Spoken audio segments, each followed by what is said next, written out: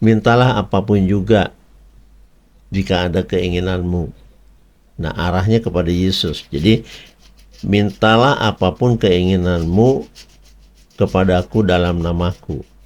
Perhatikan bahwa permintaan itu diarahkan kepada Kristus, kepada Yesus, dalam namanya.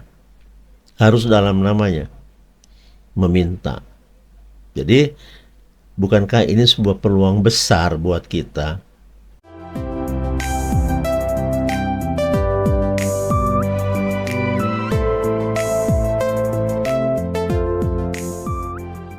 Bapak Ibu Saudara, mari kita teruskan pembelajaran membangun iman kepada Tuhan Yesus, mempercayai seluruh firman-Nya yang menjadi acuan bagi kita hidup berkenan di hadapan Allah Bapa Surgawi. Bapak Ibu, banyak di antara kita masih kepercayaannya tidak memadai, yang dikatakan oleh Yesus selalu dengan istilah kamu orang kurang percaya, atau kamu angkatan orang yang kurang percaya. Seperti itu Bapak Ibu. Ini istilah yang dipakai oleh Tuhan kepada teman-teman yang kurang percaya.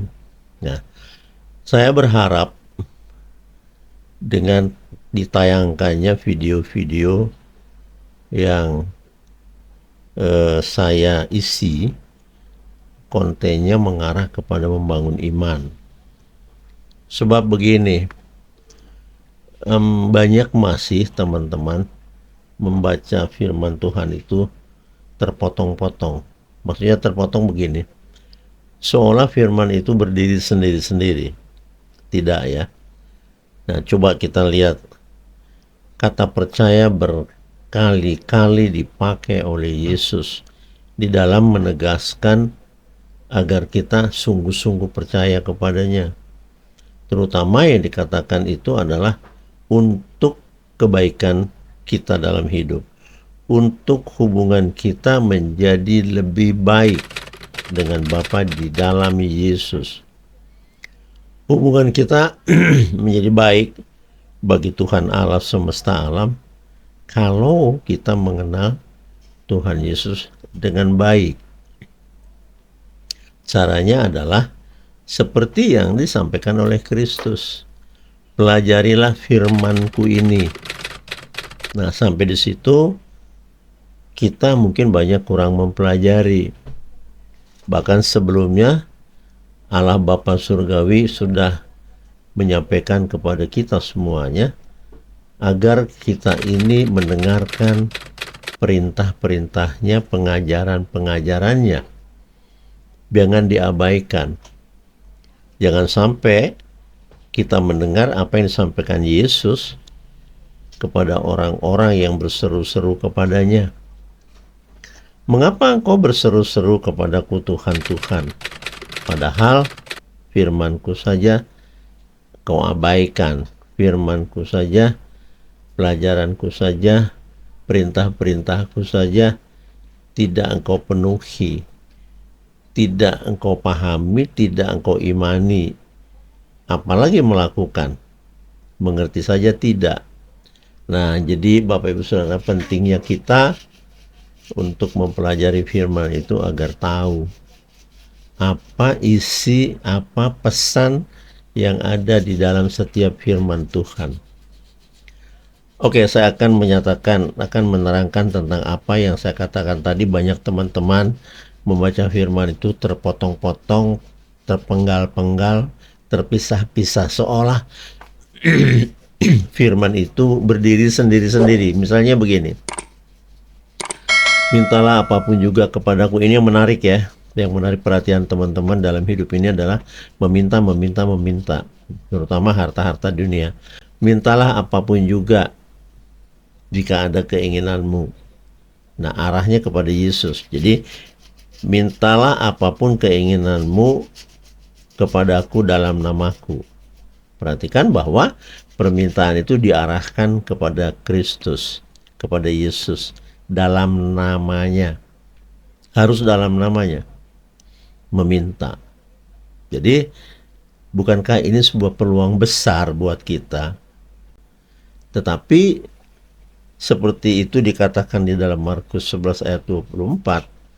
Lalu, di ayat yang ke-25, di sana dihadang bahwa jika kamu berdiri berdoa di hadapan Tuhan, di hadapan Bapa Surgawi, sebaiknya ya, kamu harus ya, melepaskan apa yang ada di hatimu, rasa benci, rasa tidak suka, rasa dendam kepada mereka yang menyakiti hatimu.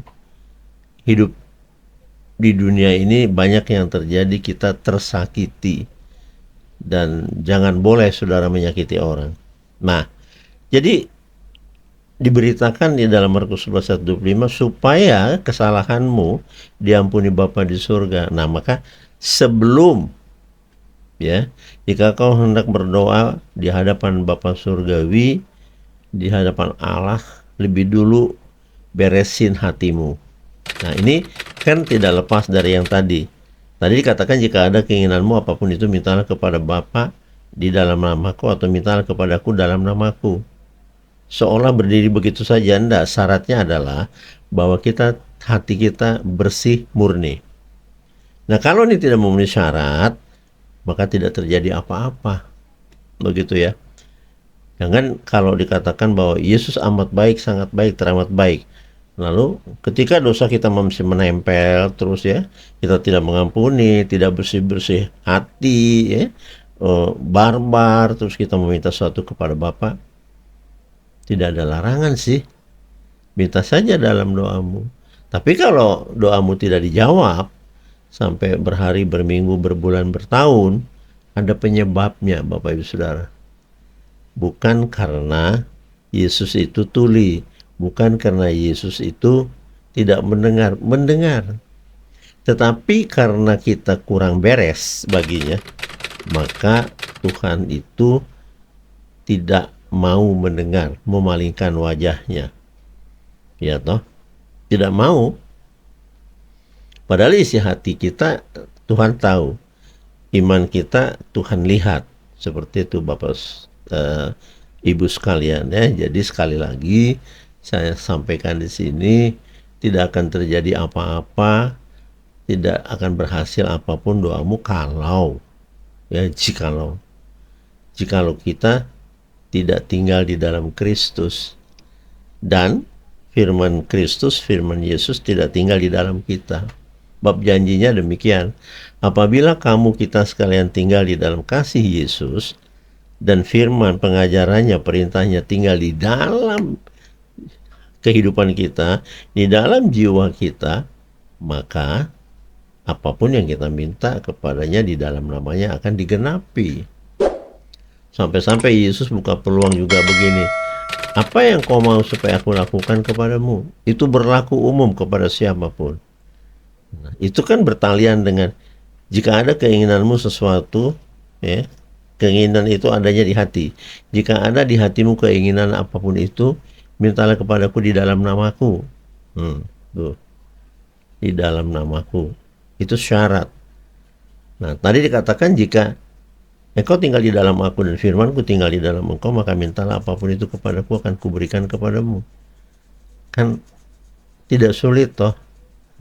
Yang menjadi sulit adalah saat kita hendak mengaplikasi, saat kita hendak melakukan sebagai pelaku firman, itu tidak dilakukan, tidak dikerjakan, maka tidak terjadi apa-apa. Jadi sebaiknya saran saya, yuk kita sama-sama sadar ya, bahwa Tuhan Yesus itu adalah Tuhan.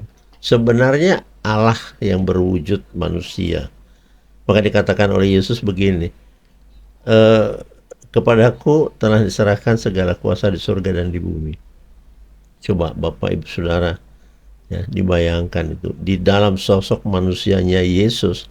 Saya katakan manusia karena dia lahir dari Bunda Maria, ya. Ya kan? Di dalam aku ada Bapa. Itu pengakuan Yesus. Di dalam aku ada Bapa. Jadi maka dikatakan segala sesuatu yang keluar dari mulutku dan yang kulakukan sebenarnya bukan aku itu, Bapakku yang melakukan atau bertindak di dalam aku. Wow, wow, keren. Lalu Yesus juga menyampaikan pesan kepada kita seperti tadi. Hal-hal itu disampaikan banyak sekali, ya. Sekarang kalau disampaikannya begini, jika engkau melakukan firmanku, atau firman itu engkau lakukan sepanjang hidupmu, berarti engkau sudah mengasihi aku. Itu artinya pelaku-pelaku firman itu kekasih Kristus, kan begitu, ya. Maka Bapa juga, Bapa Surgawi akan mengasihimu, turut juga Bapa Surgawi mengasihi kita, ya. Karena semua titah, semua pengajaran, semua perintah, nasihat Kristus kita kerjakan. Ditambah lagi di dalam janji firman itu, aku dan Bapa akan datang kepadamu. Wow.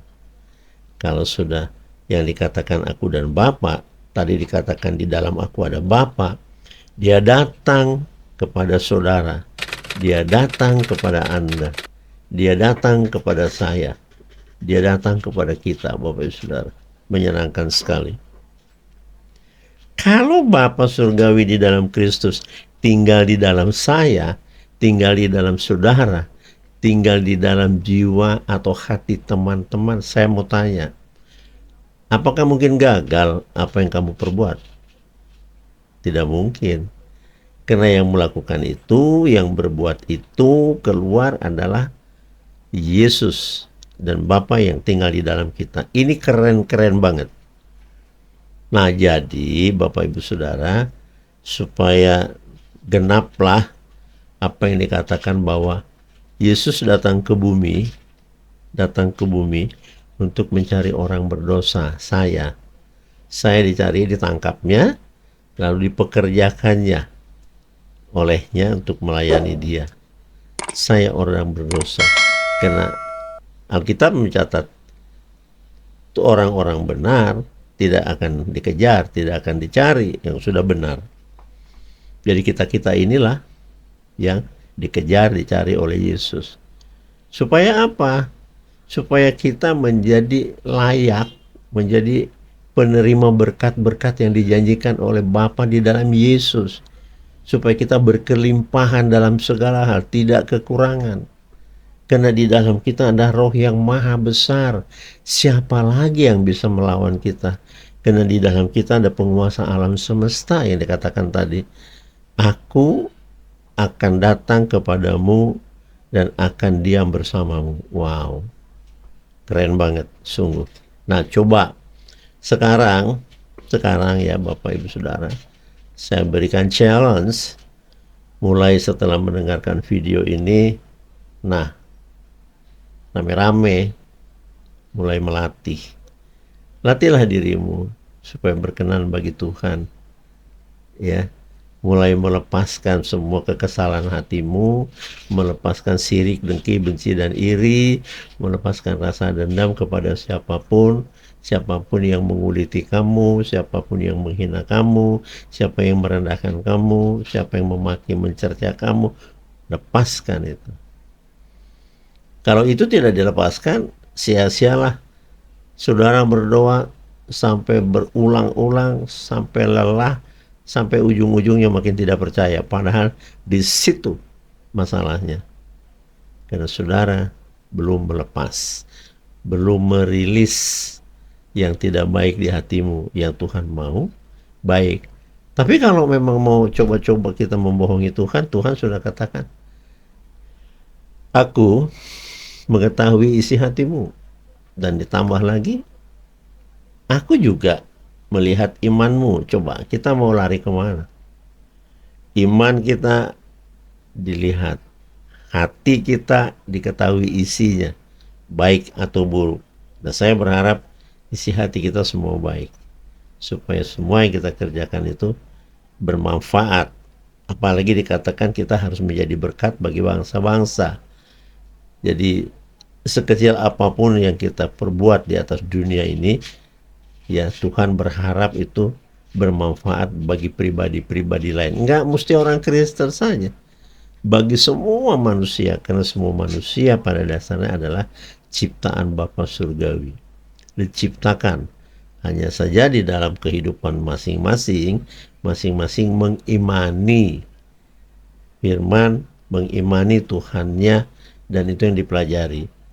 Kekristenan, kita mempercayai Allah Bapa, Allah Putra, dan Allah Roh Kudus. Seperti itu ya, Bapak Ibu Saudara. Jadi saya bersukacita menyampaikan ini dengan pengharapan bahwa teman-teman semakin hari semakin teguh iman percayanya, supaya bermanfaat mengenal Yesus, bermanfaat kita menyatakan diri kita beragama Kristen. Jadi kalau sampai kita katakan kita beragama Kristen tetapi tidak ada apa-apanya, coba saya sampaikan lagi janji Tuhan. Orang-orang percaya itu memiliki tanda-tanda. Apa tandanya? Bisa mengusir setan demi namaku. Itu orang percaya.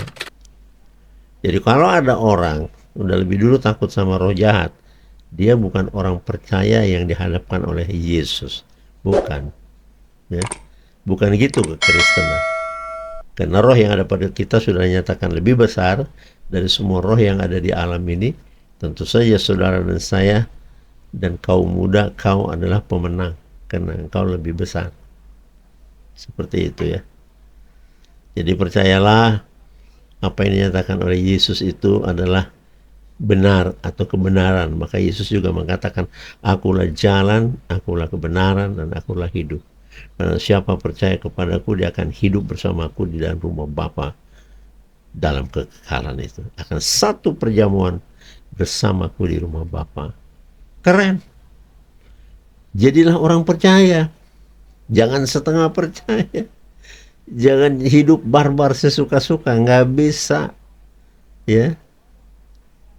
Tuhan yang punya alam dan punya segala hukum. Tuhan yang ngatur segala-galanya ini. Dan Tuhan bisa bikin apa saja. Bukankah kita tahu bahwa pernah turun hujan 40 hari 40 malam, seluruh bumi terendam, gunung tertinggi saja kerendam. Nah kalau sekarang yang terjadi di negeri kita, di Indonesia ini, di tiap kota-kota misalnya, baik di Kalimantan, di Sumatera, di Jawa, dimanapun itu, banjir. Kalau banjirnya lebih gede lagi disebut banjir bandang. Dari mana itu air datang? Kan tidak mungkin dari laut. Dia datang dari gunung. Itu turun dari gunung ketika sudah dihujani gunung itu atau bukit itu. Nah ketika dia berjalan yang semestinya di sungai-sungai, tapi naif, sungai-sungai yang diciptakan Tuhan itu banyak teronggok sampah-sampah. Perbuatan manusia-manusia yang tidak terpuji.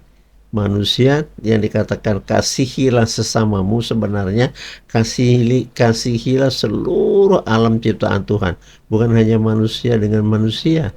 Ya manusia dengan hewan. Yang paling utama kasihi Tuhan Allahmu, kan gitu. Tadi sudah saya katakan di tengah-tengah, mengasihi Tuhan Allah adalah dengan melakukan firman-Nya. Artinya jadilah pelaku firman. Nah kalau Anda sudah jadi pelaku firman, Anda mengasihi Yesus dan Allah Bapa juga mengasihi engkau. Maka mereka, Tuhan dan Allah di dalam Yesus akan tinggal bersama dengan kita. Maka tidak ada yang bisa menyentuh kita. Kita lebih besar dan lebih kuat daripada mereka, Bapak Ibu Saudara. Bukankah janji ini indah? Menyenangkan tentu saja. Tetapi karena banyak masih teman-teman saya seiman, fokusnya adalah harta dunia. Harta dunia, mulai dari uang yang dipertaruhkan dengan cara mencari kerja agar dapat uang, kan gitu ya. Uang yang dipertaruhkan dan mobil yang mewah-mewah, tentu nggak mau yang murah-murah, dan rumah yang bernilai tinggi ya, miliaran dan sebagainya, pakaian dan semua menghiasi tubuh ini kita miliki. Jadi kalau saya melihat orang seperti itu onar. Kenapa? Yesus juga sudah berpesan, ya. Jadi jangan kau khawatir apa yang hendak kau makan dan minum. Jangan. Biarlah makan minum seadanya. Karena dikatakanlah bahwa hidup itu lebih penting daripada makanan dan minuman. Artinya begini, makananmu itu yang murah-murah, ya. Minumanmu juga tidak harus yang mahal-mahal. Karena ada minuman mahal, ada makanan mahal. Yang penting hidup. Karena dengan adanya asupan yang masuk ke dalam tubuh ini, kita menjadi hidup. Berikutnya, tidak usah kau khawatirkan tentang barang apa yang hendak kau pakai. Karena nggak terlalu penting. Yang penting itu adalah tubuhmu. Iya. Tubuh tanpa perhiasan apapun, tanpa cincin, tanpa apa menggelantung-gelantung begini-begini, tetap itu badanmu walaupun nggak ada gitu. Atau tidak ada apa di dalam tubuhmu ini tidak kau gantungkan aksesoris macam-macam, Tuhan sudah melarang.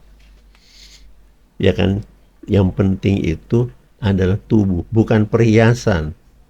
Bapak Ibu Saudara, jadi makin jelas ya. Apalagi ada larangan dari Yesus. Dia katakan, jangan kumpulkan harta duniamu. Kau akan terseret-seret dengan masalah dalam kehidupanmu. Tetapi kumpulkanlah harta di kerajaan Bapa. Kumpulkanlah apa yang bisa kita dapat dari firman itu. Kumpulkanlah kekuatan-kekuatan surgawi yang ada padamu, bukan harta dunia. Ini banyak sekarang dalam kehidupan sehari-hari di negeri kita, baik di negara lain juga gitu. Berlomba-lomba memamerkan kekayaannya. Nah, itu haknya dia memang. Tapi kan bisakah peduli dengan orang-orang di sekitar di negeri ini? Banyak yang miskin, banyak yang harusnya tertolong atau ditolong oleh orang-orang kita. Bukan malah kita pamer sana pamer sini, mereka menjerit. Kita makan yang mahal-mahal, mereka makan ubi.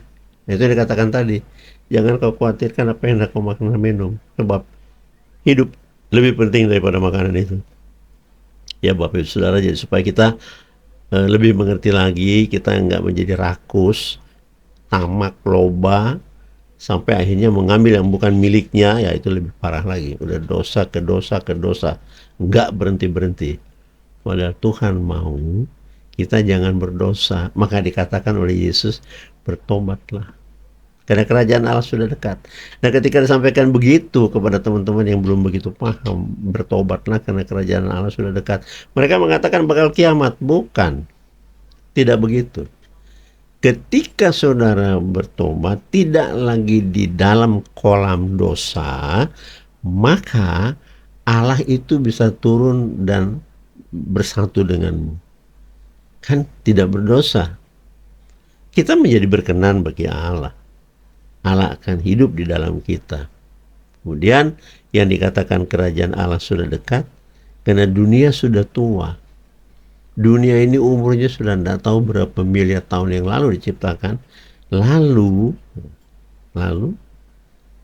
Tuhan itu akan memperlihatkan kedigdayaan, akan memperlihatkan kuasanya di tengah-tengah dunia. Itu kerajaan Allah turun. Banjir bandang, hutan terbakar di Amerika, gempa bumi sekian skala Richter, bangunan rubuh, kemudian tanah merekah dan kemudian menjadi longsor. Semuanya itu akan menelan jiwa-jiwa, padahal jiwa itu diciptakan oleh Bapa, oleh Tuhan semesta. Tetapi harus menjalani itu semua ketika Tuhan hadir di tengah-tengah dunia dengan caranya. Sama dengan ketika Musa pergi ke Mesir, Allah yang memerintahkan dia untuk menjemput bangsa Israel hadir di Mesir tanpa diketahui oleh Firaun. Tanpa diketahui. Tapi sudah pesan kepada Musa, aku mengutusmu dan aku akan berbicara kepada Firaun melalui mulutmu. Oleh karena itulah berbagai tulah diturunkan sampai Firaun kapok, ya, kewalahan untuk diperlihatkannya tulah oleh Bapa Surgawi. Lalu dia menjadi berserah atau menyerah. Udah pulanglah, bawalah keluarlah bangsa Israel dari Mesir. Kayak begitu. Artinya begini, saya mau perlihatkan bahwa iya, alam semesta punya Allah. Sampai bisa laut dibelah dua, itu karena dia yang punya. Sampai Yesus bisa berdiri di atas air di danau. Kenapa? Karena bisa membatalkan kerjanya apa, gravitasi, daya tarik bumi. Loh, kan Yesus manusia, kok nggak kesedot sampai kelelep di atas danau, dia malah ngambang lah, dia batalin hukum itu, karena dia yang punya hukum semesta, karena dia ada Tuhan semesta alam, karena Bapa adalah Tuhan semesta alam. Di dalam Yesus ada Bapa yang punya alam, atau tuh ada semesta alam yang punya segala hukum. Dibatalin bisa, bisa. Diturunkan lagi apapun yang Tuhan suka, bisa. Yang menjadi bencana bagi manusia, bisa. Tsunami merenggut puluhan ribu jiwa, hancur rusak tatanan kota yang ada di tepi laut itu, Melabo. Dulu saya pernah di sana kerja, Bapak Ibu Saudara. Jadi mengerikan. Ya Bapak Ibu Saudara, saya tidak kemana-mana. Pesan saya disampaikan oleh Tuhan kepada saya, sampaikanlah berita baik Injil. Tadi semua itu berita baik, ya, supaya kita berbenah diri, supaya kita mensikapi bahwa sesungguhnya Allah di dalam Yesus mengasihi saudara, mengasihi saya. Nah, buka hatimu selapang-lapangnya, tapi keluarkan semua pergumulan yang tidak baik. Ya, jadi bersih-bersih hatimu, bersih-bersihkan dulu. Dari situ jangan ada sirik, dengki, benci, iri, dan dendam apapun kepada orang lain. Lupakan mereka, maafkan atau ampuni mereka, katakan kepada Tuhan, ya Allah, Bapa Surgawi, di dalam nama Yesus, aku telah mengampuni mereka yang menyakitiku. Aku telah mengampuni mereka yang memaki-maki, merendahkanku, yang membuli aku. Berkatilah mereka ya Bapa. Berkatilah mereka supaya mereka mengerti bahwa Engkau adalah Tuhan sejati. Nah, itu diajarkan, kita minta berkat untuk diturunkan kepada musuh-musuh kita. Coba hebatnya agama Kristen. Hebat sekali Bapak Ibu Saudara. Ya, sekian dulu dari saya Bapak Ibu Saudara. Terima kasih atas penyertaannya. Sudah bersama dengan saya sekian menit dari tadi, ya, untuk mendengarkan apa yang saya sampaikan, dan lakukanlah itu. Saya percaya kalau saya bisa intim dengan Tuhan, bisa intim dengan Allah di dalam Yesus, saudara yang sedang menonton juga bisa. Bahkan bisa lebih baik lagi mungkin daripada saya. Seperti itu Bapak Surgawi, dan upahnya besar di surga. Saya Winsar dari Rumah Doa Abraham Indonesia di kanal ini. Pamit mundur untuk kesempatan ini. Sampai ketemu pada video berikutnya. Dan jangan lupa share video ini, like dan subscribe, supaya semakin banyak orang akan menonton video ini, dan semakin banyak orang diberkati oleh Tuhan, semakin banyak orang dari dunia gelapnya masuk ke dalam terangnya kerajaan Bapa. Tuhan Yesus memberkati. Amin.